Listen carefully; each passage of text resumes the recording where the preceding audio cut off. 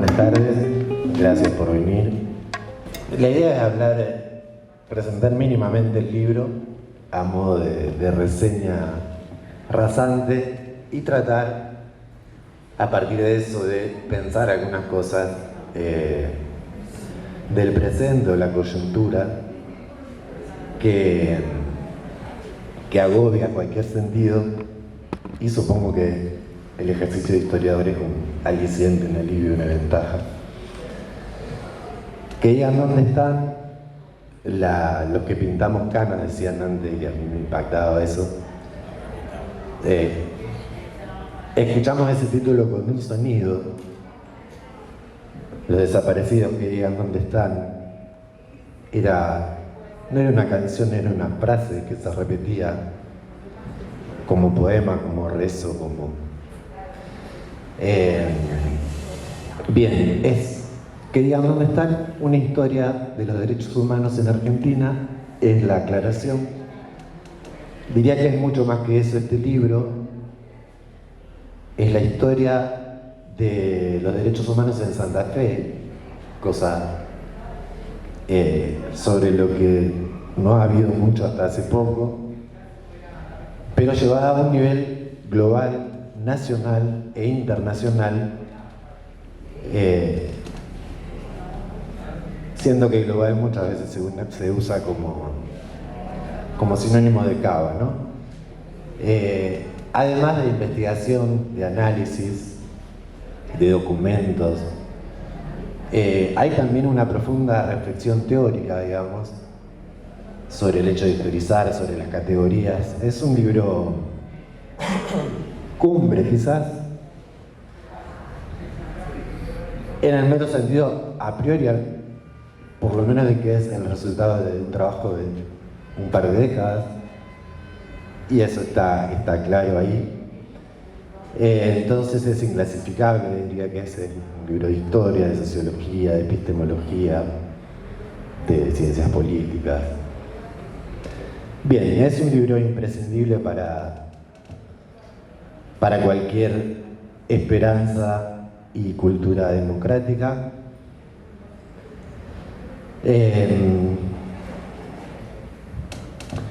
Y pensaba en este libro, abarca 20 años, ¿no? En ese orden, en la conformación de lo que fueron los organismos de derechos humanos, y marca como un rumbo directo al 2001,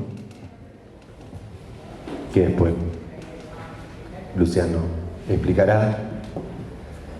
Pero si vamos más atrás, pensaba como uno de los primeros antecedentes de lo que podría llamarse después los derechos humanos, los grupos antiesclavistas, ¿no? En Inglaterra, siglo XVIII. Y después veía la noticia de un proyecto de ley en Grecia que pretende aprobar una jornada de 13 horas laborales, suprimir el derecho a huelga bajo pena de cárcel, y ese contrapeso, ¿no? de cierta esclavitud consensuada o voluntaria que se materializa en discurso y mucho más que eso. No sé si te parece como primer disparador.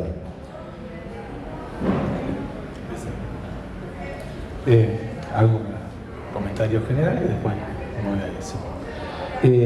Bueno, muchas gracias por venir y por el interés en un libro que, como decía Fede, es un libro con mucho contenido académico, por más que sea un libro de divulgación.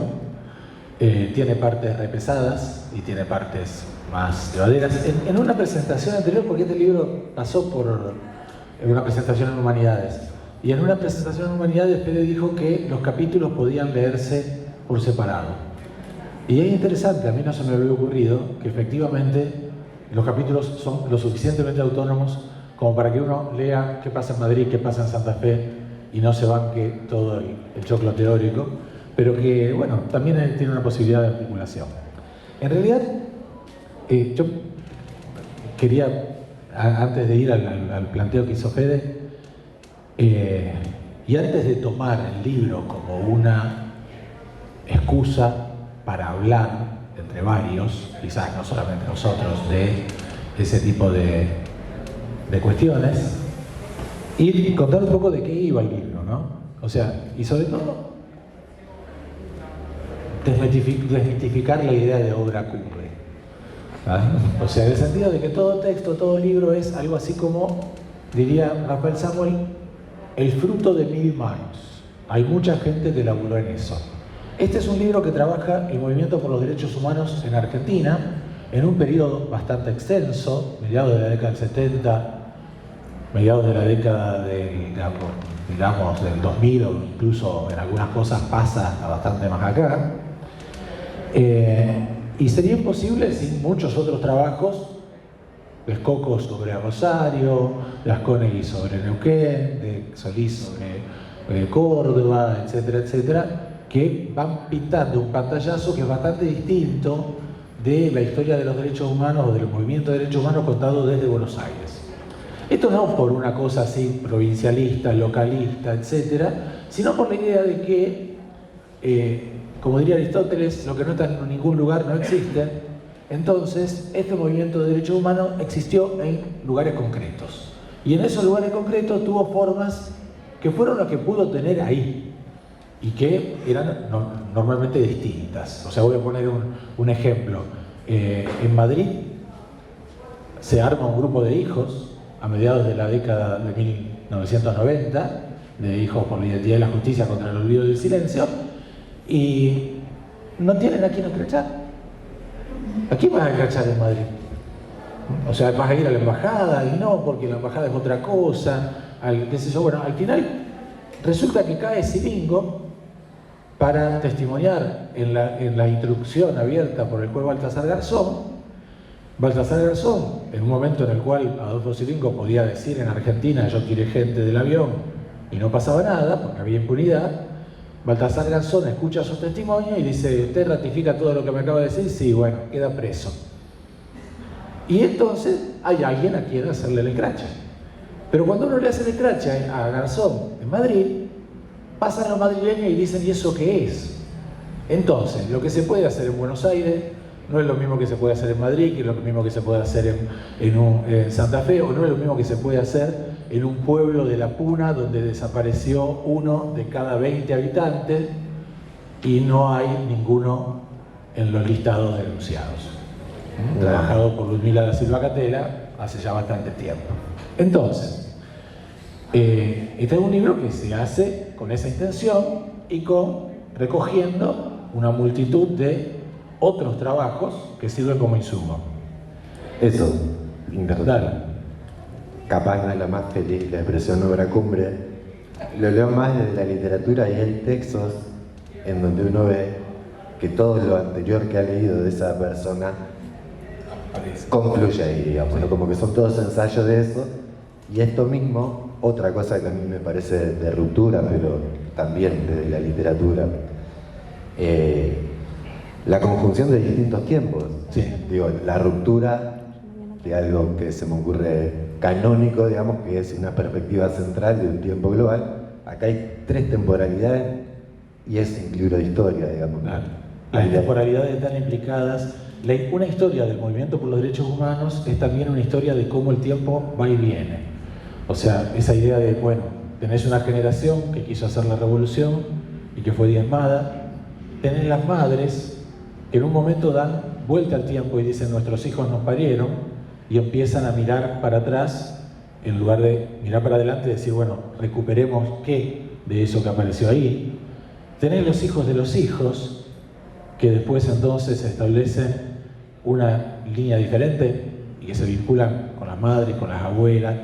Tenés tiempos implicados que van y que vienen, ¿no? Eso me parece interesante también.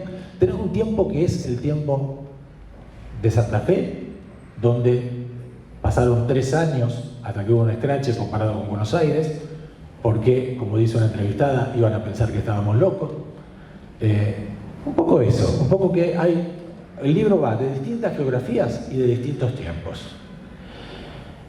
Cuenta una historia, es decir, no es la historia de los derechos humanos en el sentido de que hay muchas otras historias. Yo no soy de los que piensan que todas las historias valen igual.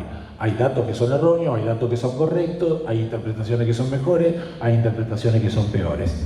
Pero ya hay otras historias del movimiento por los derechos humanos y de hecho hay muchas historias escritas desde el movimiento por los derechos humanos.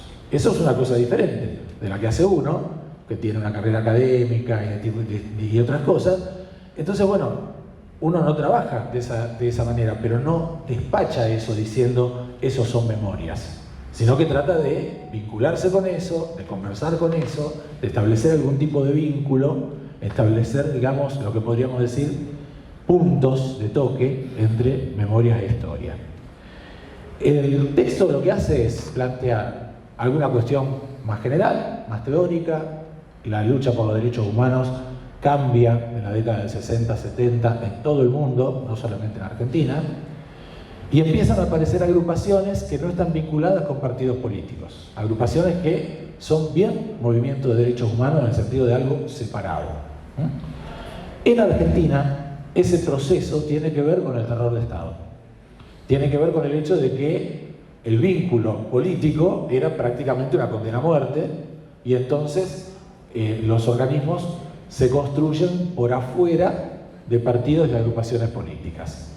A lo que hay que sumar otros organismos, por ejemplo, todos los organismos de raíz cristiana, como el SERPAJ católico o como el Movimiento Ecuménico por los Derechos Humanos, de raíz protestante, que tienen ideas sobre la violación de derechos y que entonces están tratando de mitigar una situación determinada. Ese es el corte del tiempo, ese es, digamos, el eje a partir del cual uno puede decir, bueno, acá tengo movilización por los derechos humanos de una manera distinta a la que tuve antes, diferente a la que hubo en momentos peronistas, antiperonistas o lo que sea del pasado anterior a Argentina.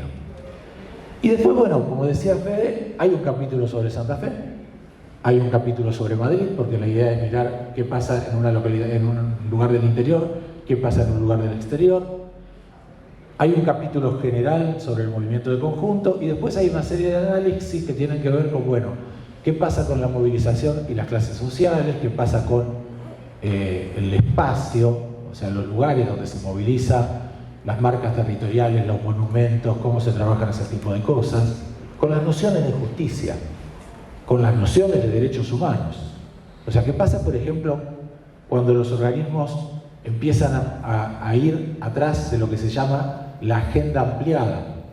Esto es, ya no me preocupo solamente por la memoria, verdad y justicia respecto de los crímenes cometidos en el periodo de terror de Estado, sino que ahora también me preocupo, por ejemplo, por los chicos de la calle, por problemas de la seguridad alimentaria, por las fumigaciones, y entonces distintos organismos pasan en distintos tiempos a eso que se llama agenda ampliada y que consideran los derechos humanos de una manera absolutamente, podríamos decir, correcta, si se quiere, como algo que involucra muchas otras dimensiones. Ahora, el texto es un texto de síntesis, pero también contiene un elemento, digamos, de retracción, ¿no? de corte. Se preocupa especialmente por el problema de memoria, verdad y justicia. De hecho, el primer título pensado era Memoria, verdad y justicia. Después quedó que digan dónde están. Y esa es una sugerencia de la editorial. Que también marca un tiempo. Que también marca un tiempo, exactamente. Un tiempo presente enunciado hace no sé ya cuántos años. Que la pregunta no tiene respuesta. Digamos. Y una vuelta constante a ese tipo de, a esa consigna, a esa... Es que sigue estando sin responder, digamos. Exactamente. Entonces, bueno, eso demuestra también que los libros no son producto de una persona, de un autor, sino que son una obra colectiva, de la cual alguien se hace responsable de las cosas que dicen ahí, pero que también tiene otras dimensiones. Fede planteaba hoy una cuestión interesante, ¿no? O sea, si la movilización por los derechos humanos es algo de cuándo, ¿de los años 70? No. Él decía el movimiento antiesclavista. O sea, la movilización por los derechos humanos arranca cuando hay Estado de Derecho. Inglaterra, siglo XVIII. Y cuando hay gente que dice, bueno, perdón, tenemos tales derechos, ¿por qué esas otras personas que son negras y que vienen de África no los tienen, digamos. O sea, ¿por qué? Digamos, hay un pequeño problemita ahí, y es el primer movimiento de derechos humanos. Normalmente se suele identificar a los movimientos de derechos humanos como un nuevo movimiento social, como si fuera algo novedoso, moderno. Uno de los primeros movimientos sociales es el movimiento por los derechos humanos. Ahora, claro, que en Grecia hoy estén discutiendo si se puede trabajar 13 horas diarias y si el derecho de huelga no tiene que ser eliminado bajo pena de prisión, es una, ¿cómo podríamos decir? Es un índice de que los derechos no se conquistan de una vez y para siempre. Es un índice de que no hay una historia evolutiva de los derechos humanos que arranca con la esclavitud antigua y nos sigue para un futuro venturoso y que vamos a llegar todos o al desarrollo capitalista igualitario y liberal o al comunismo y a la felicidad. No. O sea, los derechos humanos son una construcción colectiva, son una construcción permanente y son una construcción en peligro. O sea, una construcción que todos los días tenés que sostenerla en distintos frentes. Y en ese sentido, el caso de Grecia a mí me parece realmente iluminador. ¿Viste? Bueno, a ver, todos los estados y todas las naciones se crean historias, construyen pasados míticos, y uno de los pasados míticos que nosotros tenemos es Grecia como la cuna de la civilización. Bueno, ahí tenés la cuna de la civilización, o 13 horas de trabajo. Entonces, lo que nos muestra es que ni siquiera la cuna de la civilización está a salvo cuando el enemigo venza. Esas son palabras de Walter Benjamin muy interesantes. O sea, ni siquiera el pasado va a estar a salvo del enemigo cuando éste venza, y el enemigo no ha cesado de vencer. Es terrible esa idea de que estamos todo el tiempo en riesgo y todo el tiempo tenemos que volver a plantearnos. El 2001, vos marcás que los organismos se transforman en referentes, digamos, y que buena parte de la agenda política del kirchnerismo es recoger ese mandato.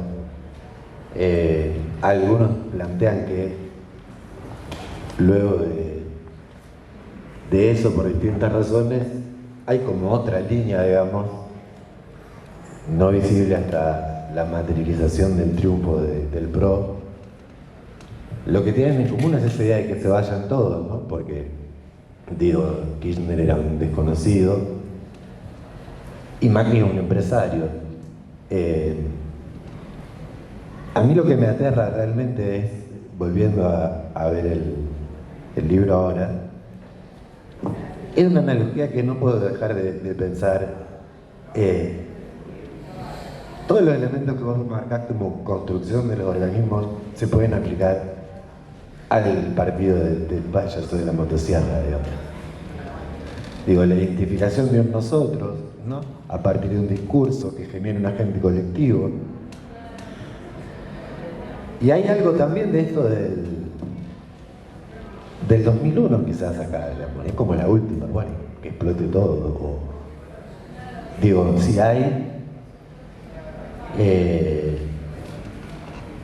algo así como factores estructurales, clima de época o lo que fuera que ayude a pensar el fenómeno, digamos.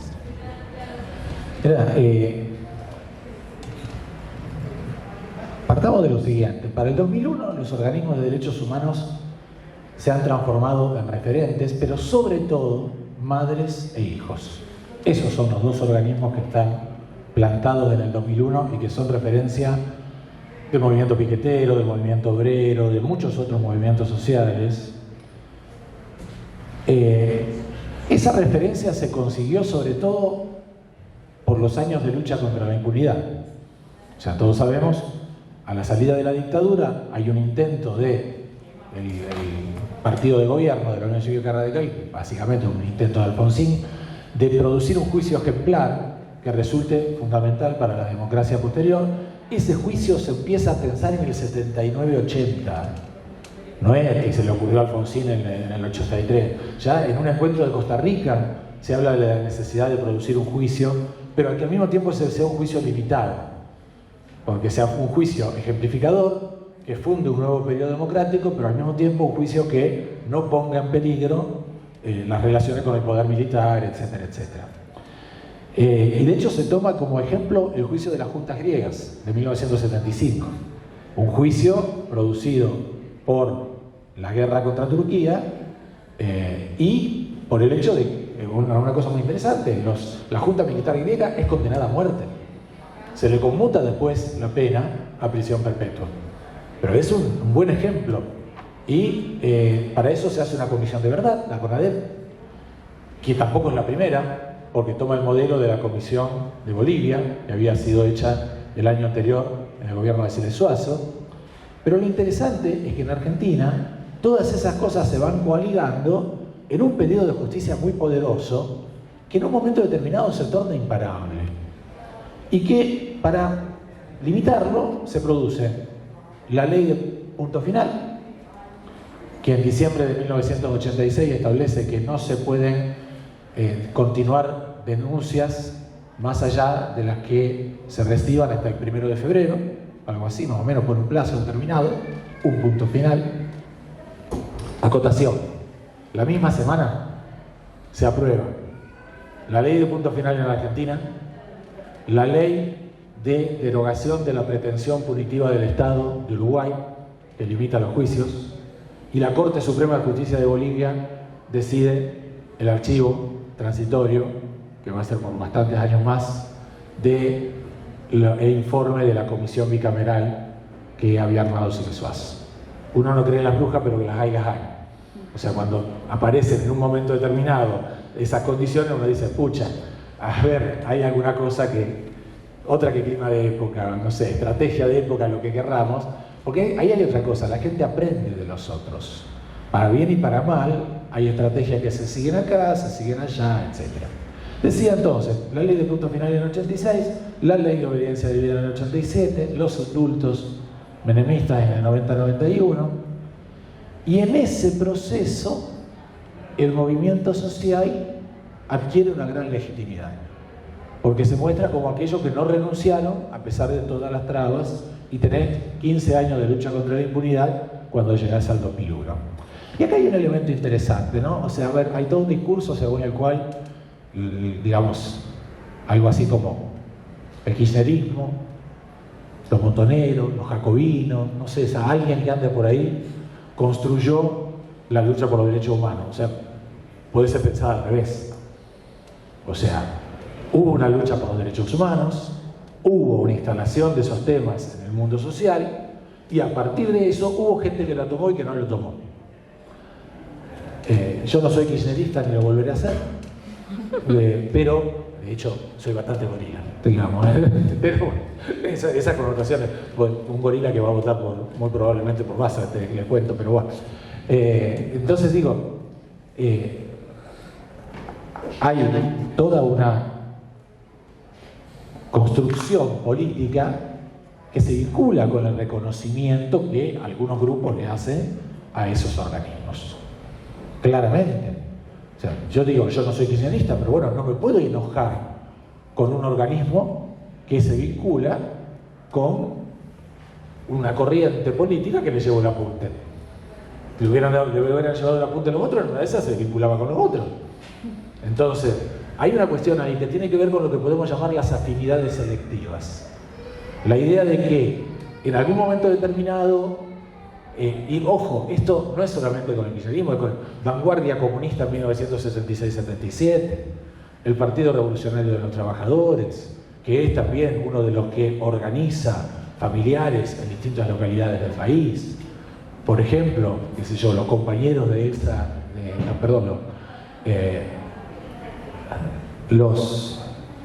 los compañeros de la hija de Elsa Ramos, de acá en Santa Fe, son las que la llaman para darle contactos y decir, bueno, podés vincularte con tal, podés vincularte con otro. No existe la movilización por ningún tipo de derechos en estado puro, ajena a los problemas de la política, fuera de cualquier... Está en el barro de la misma política. Y es normal y natural que así sea. Eso vale para los que reclaman por el juicio castigo de los genocidas y por los que reclaman por el tanque de agua en el barrio de Saladillo, qué sé yo, cosas así. Y ahí hay un punto que Fede tiraba recién. El problema de si hay climas de época. Sí hay climas de época. Climas de época no en el sentido de que todo el mundo vaya para un lado, todo el mundo vaya para el otro, eso sería más la moda que otra cuestión, sino en el sentido de que en un momento determinado algunas acciones son más posibles que otras. En el 76-77, reunirse en iglesias y hablar con los sacerdotes para ver si podían mencionar el problema de la desaparición de personas en la homilía era una acción posible. Salir a la calle con una pancarta a favor del mantenimiento de la ley de contrato de trabajo no era posible.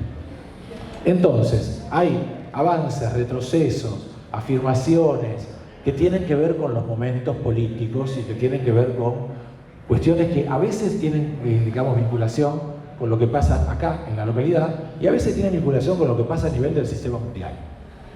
Y de hecho, eso se puede ver, por ejemplo, madres de desaparecidos empiezan a aparecer en América Latina cuando la desaparición se transforma en un fenómeno represivo extendido.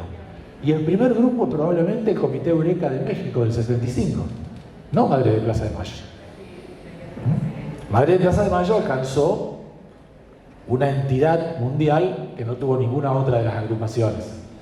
Pero es interesante ver que hay madres de desaparecidos en México, en Guatemala, en Paraguay, en Colombia. En Colombia eso es complicado, porque las madres de la Candelaria son madres de desaparecidos de la guerrilla, de las organizaciones sindicales, de los militares, de los paramilitares, de todos. Para la lógica nuestra, eso es una cosa imposible de pensar. Para la lógica colombiana, después de no sé cuántos años de guerra civil, porque los colombianos hablan de la violencia del 48, pero probablemente Colombia haya vivido en algún tipo de guerra civil desde que nació a la vida independiente. Entonces, para la lógica colombiana, eso es absolutamente lógico. Y es casi la única manera de tratar de cortar la cosa en algún momento determinado. Decía que estaba enojado con la idea de que no hay derecho. Sí. Pensaba yo esto también. Hay gente enojada que dice que nos están robando las palabras, la palabra libertad, que hablan de anarquía y tiranía. Me parece un poco inocente porque las palabras no tienen una esencia o un significado, sino que son producto justamente del diccionario y de la lucha ideológica política. Digo,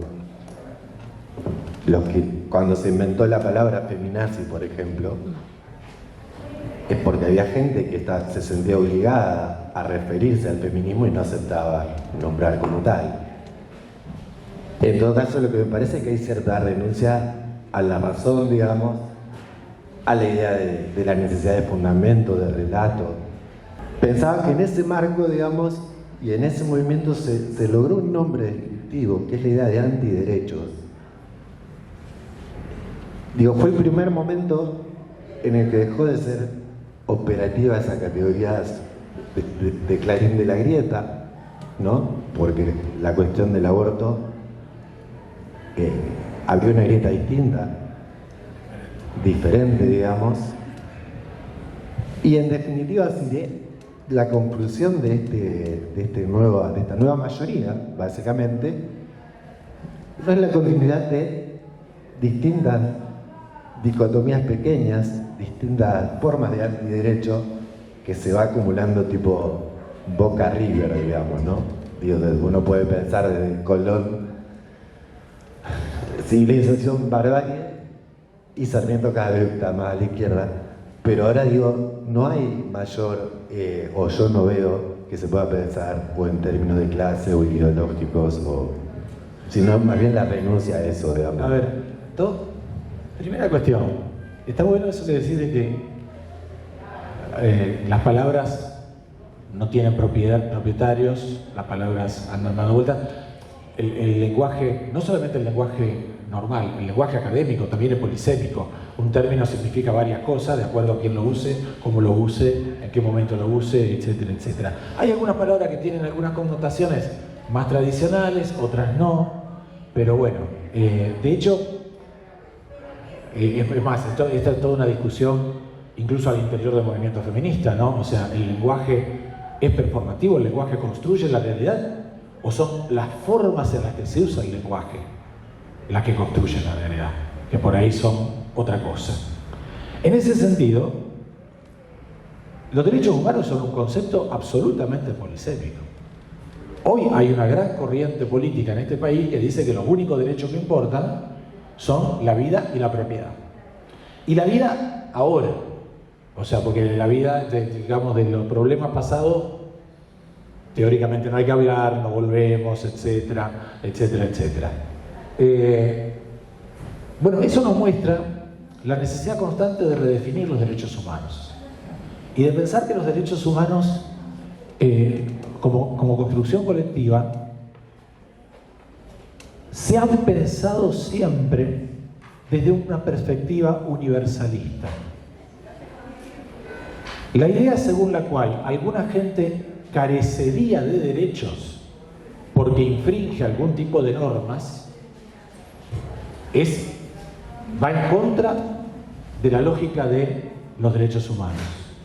Los derechos humanos se pensaron siempre de manera universalista. Es más, yo diría que hoy el concepto de derechos humanos es profundamente revolucionario, porque es un concepto universalista en un mundo individualista.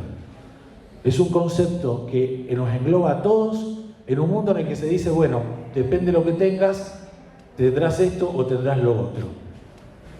Y ahí hay también una cuestión que, a la que aludía recién Fede, esa idea de que me molesta esa nueva consigna según la cual en Argentina no hay derechos. En Argentina hay muchos derechos. Existe el derecho de ir al SAPCO a vacunarse, existe el derecho de ir a la escuela, con todos los problemas que tenga la educación, existe el derecho de peticionar ante las autoridades, etcétera, etcétera. Y ninguno de esos derechos se regaló. Todos esos derechos fueron producto de procesos históricos concretos y de, digamos, luchas que terminaron en conseguirlos. Desde esa perspectiva, hay todo un discurso, digamos, autoritario, tremendamente contradictorio, ¿ah? Porque, a ver, no voy a hacer el cuento de la historia argentina. Los argentinos tenemos liberales y conservadores, algo que en otras partes del mundo sería una contradicción en sus términos. Pero bueno, nosotros tenemos liberales autoritarios, por ejemplo. Es muy loco. Tenemos una persona que dice que el Estado es una organización criminal y quiere presidirla. Es absolutamente, digamos, confuso. Sin embargo, me parece que hay una tradición liberal que lleva a estos derechos, que no es la tradición liberal que está apareciendo, fuertemente autoritaria, fuertemente vinculada con lo que importa es la propiedad y nada más que la propiedad, es otra cosa. A ver, es como que cuando uno hace la historia de los derechos humanos puede hablar de cómo el liberalismo inventó los derechos humanos y cómo algunas corrientes del liberalismo los negaron. Y uno puede tener, está una cosa complicada, ¿no? Cuando uno quiere hablar de algo y no quiere necesariamente usar la palabra esa que están usando ahí, sino otra que sea un poco más precisa. Yo conozco liberales conservadores, liberales de izquierda, liberales de derecha, liberales, autogestionarios, liberales igualitaristas, pero neoliberales no tienen adjetivo.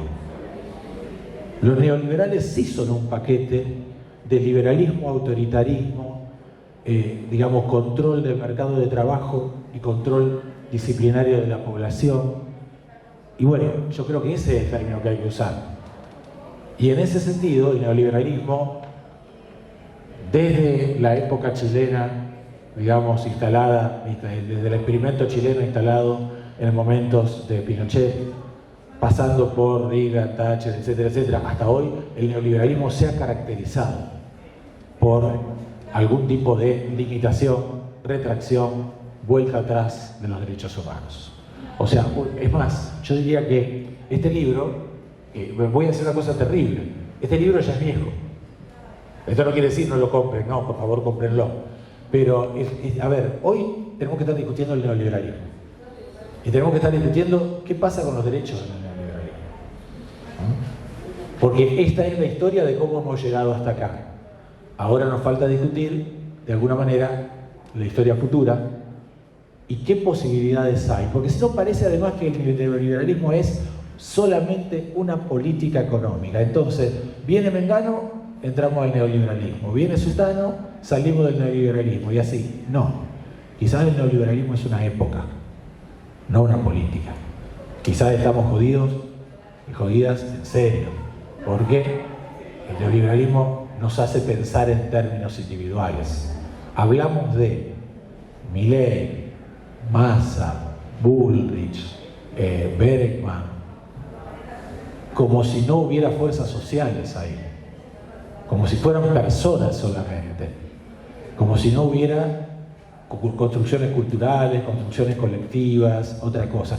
Hablamos, en los términos de este libro, hablamos de Evi de Bonafini o de Estela de Carlotto, y no estamos viendo qué es lo que hay atrás, que por ahí hay cosas colectivas mucho más interesantes.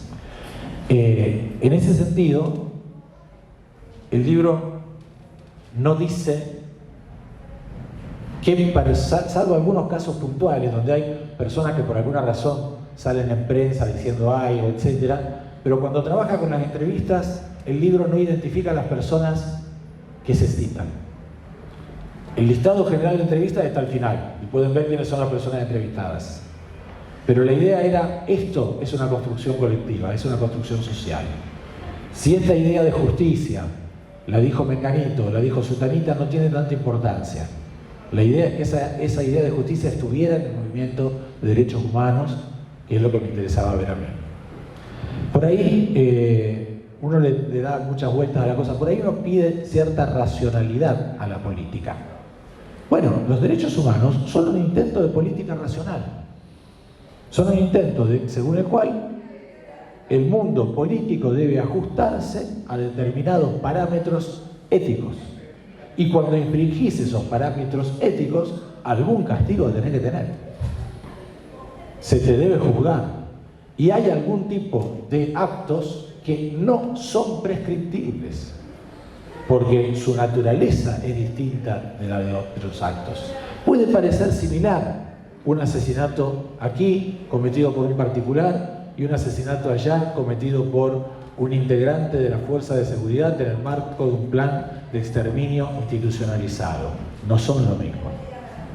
Entonces, parece que discutir los derechos humanos no es solamente discutir sus violaciones o las cosas que han pasado, es también discutir a futuro cuáles son los derechos que uno quiere sostener, si los vamos a limitar a los que quedan englobados en esto, o si por el contrario vamos a defender su extensión, su llegada a la mayor cantidad de gente posible, cosas así.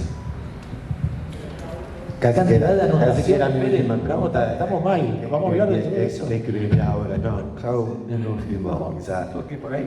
Y otra noticia, bueno, en el libro habla del proceso de contramonumentalización de los organismos en los 80 y la normalización monumental a partir de 2003, en esta línea de que el acceso de los organismos de derechos humanos al Estado provoca un doble efecto de ganar eficacia y ganar derechos, pero perder su carácter disruptivo, digamos, ¿no?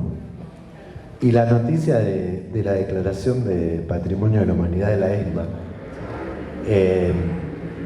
suena tan distinta a esa misma noticia hace unos cuantos años, Sí. que de alguna manera se percibe un cambio de época poco feliz.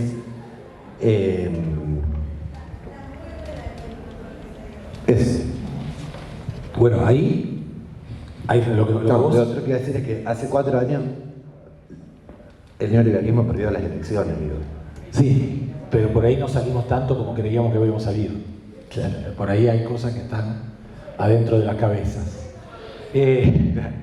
A ver, a lo que Fede hace referencia es a que uno de los capítulos del libro muestra cómo se pasó en el movimiento de los derechos humanos de negarse a la posibilidad de monumentos a construir monumentos. O sea, el primero hay toda una idea según la cual hacer monumentos a las personas desaparecidas es de alguna manera fosilizar esa memoria, ponerle una lápida y cortarla ahí, etcétera, etcétera. En cambio, eso fue variando. A ver, hay una cosa muy interesante, que es que poco a poco hay distintos tipos de marcas territoriales que se convierten luego en monumentos. Por ejemplo, una primera marca territorial fueron las pintadas en las paredes de los centros clandestinos de detención. Acá funcionó un centro clandestino de detención, escrito en 1983, 84, en graffiti en una pared. O por ejemplo las siluetas de desaparecidos y desaparecidas en el siluetazo, diciembre del 83 en Buenos Aires. Entonces hay momentos en los cuales se empiezan a inventar distintas formas de marca. Y poco a poco eso va creciendo a medida que el movimiento por los derechos humanos consigue instalar temas en la sociedad. Y terminamos con el Parque de la Memoria de Ciudad de Buenos Aires, que es un mega monumento, que es un pedazo de monumento, o con la ESMA, que es una suerte de conjunto monumental y archivístico impresionante. Eso tiene que ver con lo que planteaba Fede de la relación con el Estado. A ver, la lógica de los movimientos sociales es no ser los partidos políticos, no ser el Estado, pero están en constante vínculo o con los partidos o con el Estado. De hecho, todos los movimientos sociales a quien le reclaman normalmente es al Estado.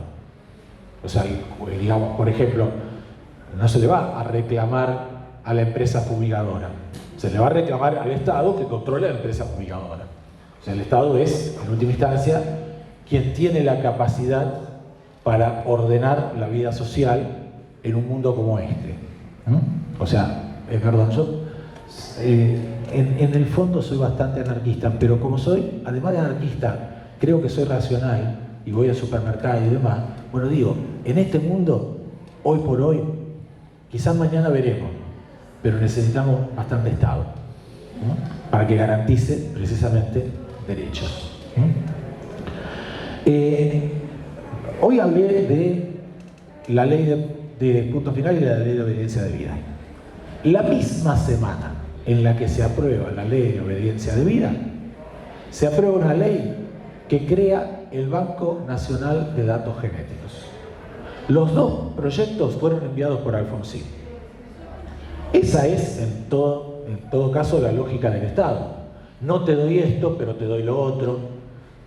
No te permito hacer juicio a los genocidas, pero te doy, por ejemplo, la posibilidad de encontrar los nietos y nietas apropiados con el banco de datos genéticos.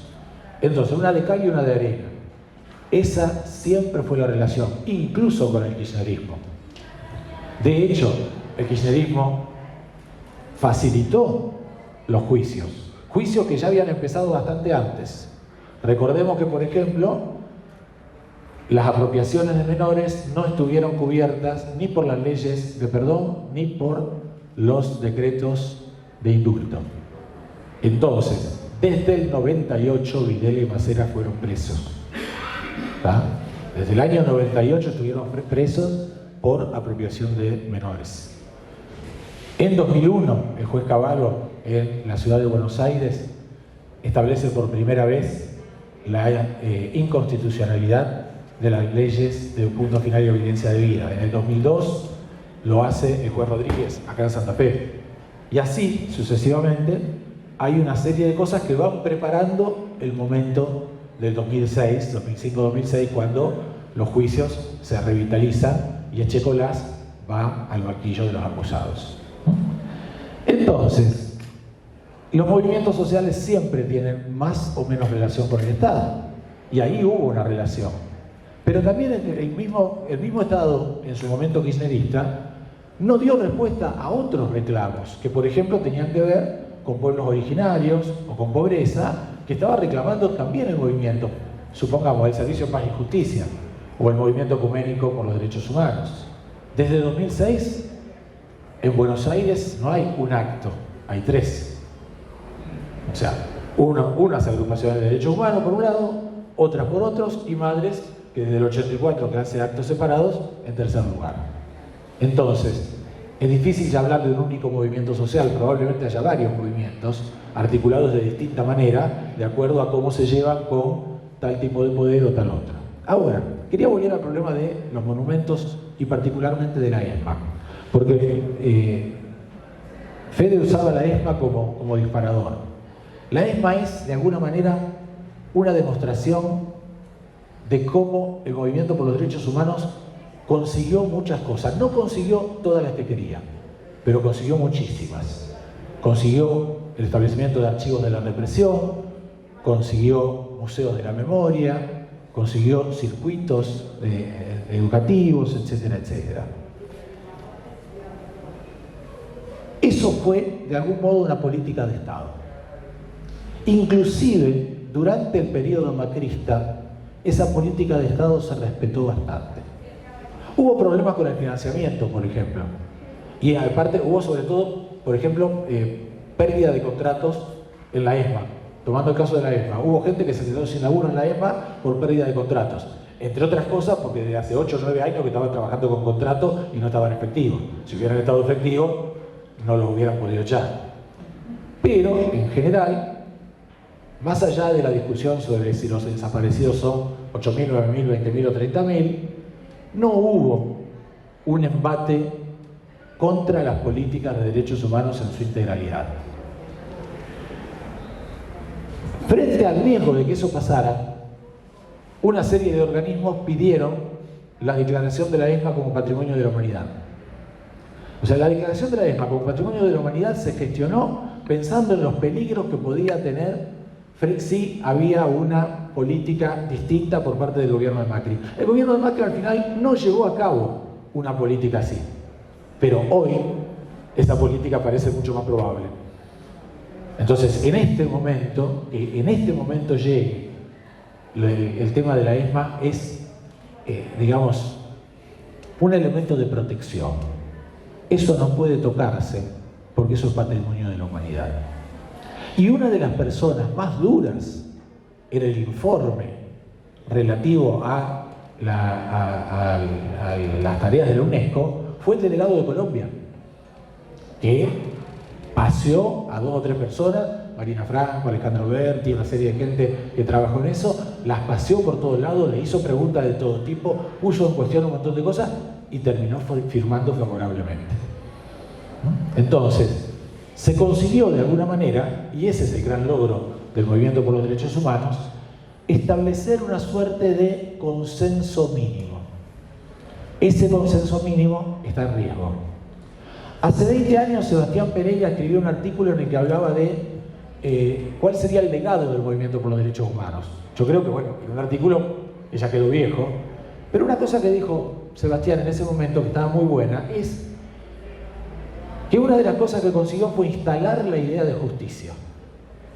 Y esa idea, según la cual a una persona común y corriente, de un barrio común y corriente, le matan el hijo en circunstancias, podríamos decir, comunes y corrientes, si una cosa tan bárbara puede parecer, digamos que puede pasar, y esa persona reclama justicia.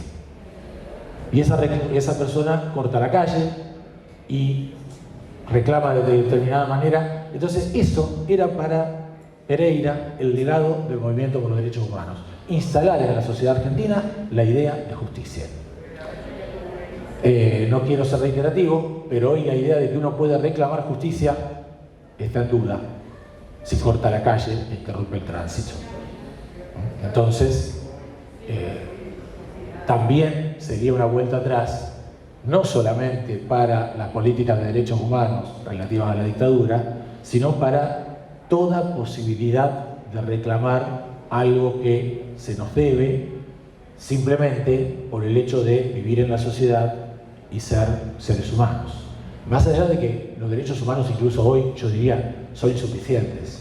Tenemos que pensar los derechos de los animales, tenemos que pensar los derechos de la naturaleza, tenemos que pensar los derechos de una cantidad de cosas interesantes. Digo esto sin renunciar a mi dieta cárnica, ¿tá? Pero, a ver, hay temas que hay que charlar. No podemos patearlo para adelante como si no importa. Y total, si contaminar el río, no hay ningún problema, ya después alguien lo limpiará cuando sea el agua bien escaso, etcétera, etcétera. O sea, me parece que no podemos seguir con ese tipo de lógicas. No sé, ¿me estoy yendo mucho para el mismo lado? No. Estamos yendo el tiempo. Bueno. Habilitamos si alguien quiere comentar, preguntar. Yo, como no puedo libro, pero deberías evocar... Es barato. ¿Sí? No, nada, es barato. Evocar o preguntarte por un... Quizás para los dos, por un momento muy particular en Cispotel, que al menos me recuerdo, que fue el Cancha Rolón. ¿Qué significaba? Primero. Hubo dos. No me acuerdo los dos. ¿Tres? ¿Cuántos hubo? No, el primero. Sí, el primero. El primero fue. Bueno, eso. ¿Qué significado le atribuís al interior del movimiento de humanos de la ciudad? Bueno, primero, quien más puede hablar de eso es probablemente Fede, que era participante de todo ese mundo, digamos, más que yo. Yo lo vería de la siguiente manera. El escrache se difundió en un momento en el cual no había justicia. Y de hecho, el lema, si no hay justicia y escrache, era lo que llevaba a eso. De lo que yo veo y lo que escribo en ese texto, eso no reemplazó a la justicia. Fue muy poca la gente que dijo que el escrache era un momento de justicia en acto. Para la mayor parte de la gente que hizo escraches era un modo de presionar para lograr determinado tipo de políticas. Entonces, lo veían como algo instrumental, no como algo que construyera una situación de justicia. ¿Tá? En ese camino aparecen los escraches. El primer escrache es el escrache a Brusa. Yo creo que el escrache a Rolón es muy importante por los formatos. Las cruces del escrache a Rolón se replican luego en el movimiento de inundados. Entonces el escrache a Rolón es muy lindo porque es como que hay un montón de elementos de movilización que cierran bien. Pero para mí el parteaguas es el escrache a Brusa, el primer escrache, que fue posible en una sociedad muy tradicional como la santafesina, etc., cuando Brusa atropelló a un aprendiz de guardavidas y a partir de ese momento su legitimidad social quedó dañada y entonces fue el momento en el cual poder salir a la calle e impugnarlo, no solamente por lo que hacía ahora, sino por lo que había hecho antes. Y el otro escrache que a mí me parece que marca mucho la época en la zona santafesina es el escrache a Facino. Pero por otra cosa, el escrache a Facino fue en Rincón. Facino era presidente comunal, manejó recursos humanos y materiales para oponerse al escrache y demás. Y ese fue un escrache en el cual se vio un peligro. Para mí ese es un escrache importante porque le presentó a las agrupaciones y especialmente a hijos el momento del peligro, lo que significaba que te tiraran un caballo arriba o cosas por el estilo, y al mismo tiempo mostró los límites de la sociedad santafesina. Uno agarra el litoral de esos días y se encuentra con una catarata de comentarios negativos sobre los escrachadores y escrachadoras, y no sobre el escrachado. Por ahí, la Universidad Nacional del Litoral largó un comunicado un poco mejor que decía, bueno, hay que ver que acá se está reclamando una justicia, bla, bla, bla, bla. Pero es impresionante cómo uno puede ver los límites del orden local. Hubo gente que pensó que, bueno, lo del escrache estaba bien, mientras hacían bulla por ahí.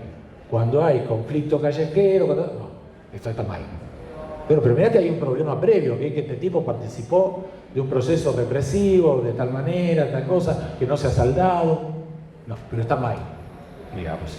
Entonces yo creo que ahí se vio muy claramente aquello que yo en el texto suelo llamar, quizás con mucha mala onda, una gubernamentalidad autoritaria. O sea, una forma de gobierno de lo social que no es solamente estatal, que es también de nosotros mismos, digamos, de los vecinos y vecinas de esta ciudad, y que pone límites a lo que se puede hacer, lo que se considera bien y lo que se considera mal. Yo creo que ese fue un puntito total. No descreo que el Scratch a Rolón haya sido importante, sobre todo porque además el Scratch a Rolón recupera la iniciativa. Cuando, después de lo de Fascino, la cosa había quedado complicada.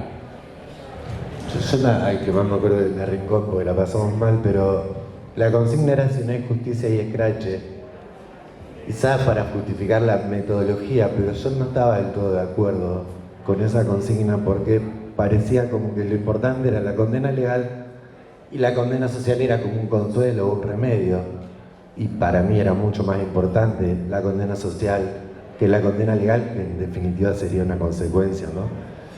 Lo interesante del Scratch a Rolón fue que nos tomamos el trabajo de repartir una carta en todas las casas del barrio, y es el único que fue gente del barrio porque era el barrio donde yo vivía y es gente que yo conocía, y era gente que no tenía ningún vínculo con política, que no iba a marchas, pero pienso y me pregunto...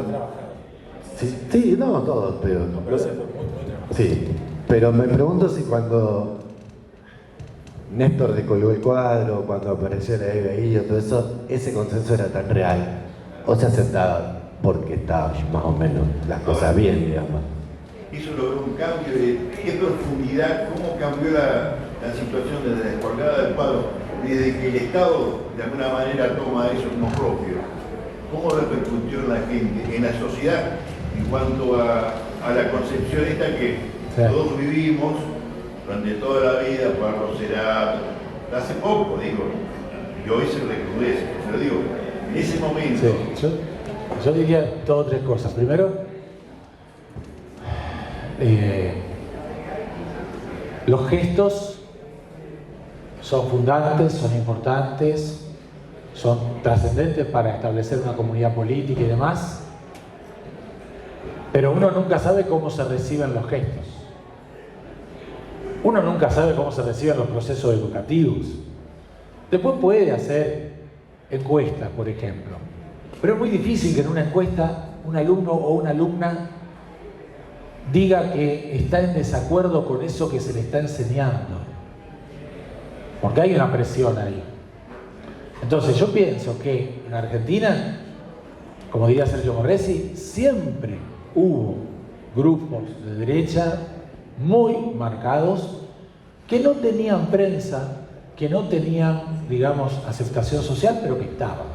Bueno, a ver, yo después de esto estoy trabajando memorias sociales. Y una de las cosas que trabajo es precisamente esas memorias que están a favor de la dictadura. Estoy spoileando cosas que pueden ver quizás dentro de poco.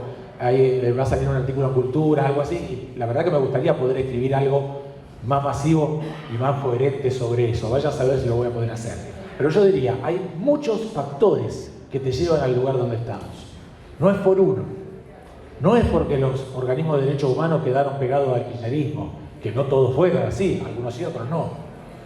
No es porque hay una crisis económica, no, hay 20 cosas que van colaborando en eso.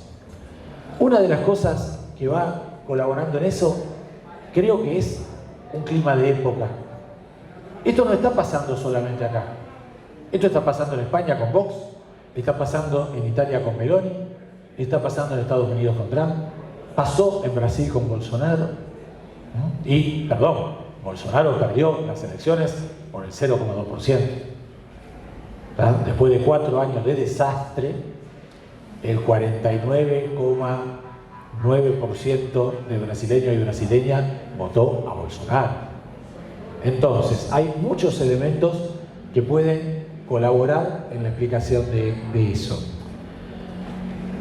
Lo que creo que también marca, es un problema de la movilización por los derechos humanos, que es no concebir algunas cosas como cuestiones sobre las cuales también hay que trabajar. Hoy hablaba de la agenda ampliada.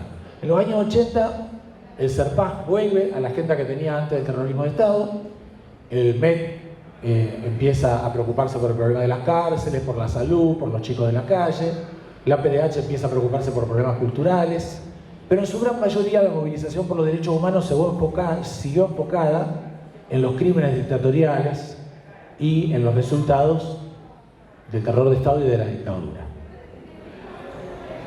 ¿Cuándo fue que se decidió que la seguridad era un derecho del cual solamente podía hablar la derecha?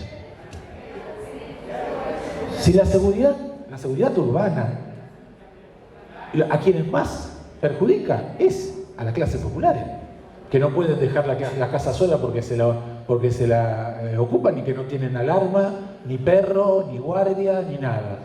Entonces, ¿cuándo fue que eso ocurrió? Hay momentos en los cuales eso se sutura.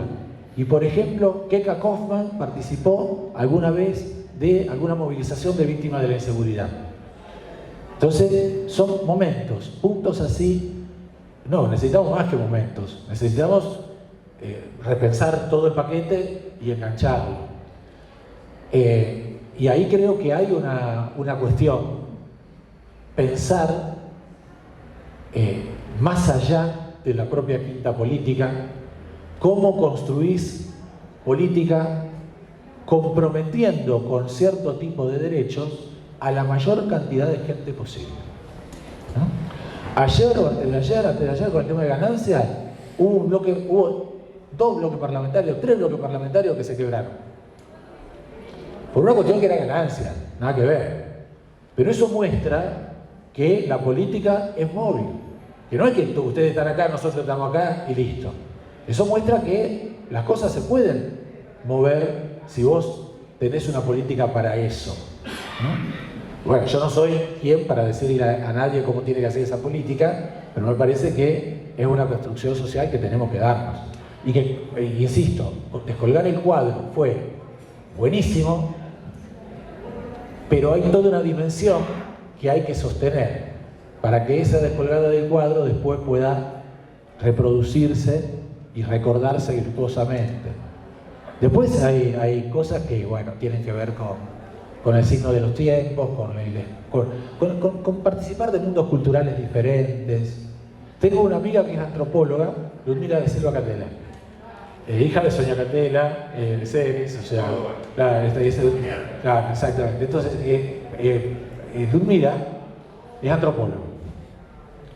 Tiene un hijo de 17 años. Y el hijo el otro día sale, perdón, es una incidencia, pero una cosa que contó adelante mucha gente. El hijo sale de noche y ella le pregunta, ¿a qué hora vas a volver? Y el pibe le contesta, ¿por qué? ¿Me vas a mandar el Falcon Verde? Ludmila quedó absolutamente anonadada. O sea, una persona que toda su vida ha militado y ha trabajado sobre eso y el hijo le escribe sobre el Falcon Verde. Y yo digo, bueno, pero vos pensás que para él no tiene las mismas significaciones que para vos. Y no te lo estaba diciendo por el lado facho, te lo estaba diciendo porque tomaba un elemento y lo aplicaba y punto. Y ahí está el problema, cómo traducimos distintas épocas sociales, distintas edades, distintas clases y creamos una visión de derechos que puedan, digamos, comprender que la joda del Falcon Verde y la verdad que muy bien no está. ¿Por qué? Por tal cosa. Esto no quita que el hijo no haya tenido un humor negro espantoso, no, pero digo, durante mucho tiempo. Tomó algo de ahí, sí, pero tomó algo que se transformó en un símbolo, así como el pañuelo, el falcón, ahora es un símbolo, digamos, igual. Así estamos. Bueno, muchísimas gracias por haber venido, por el silencio, por la vista. Gracias, Causa, por la contribución.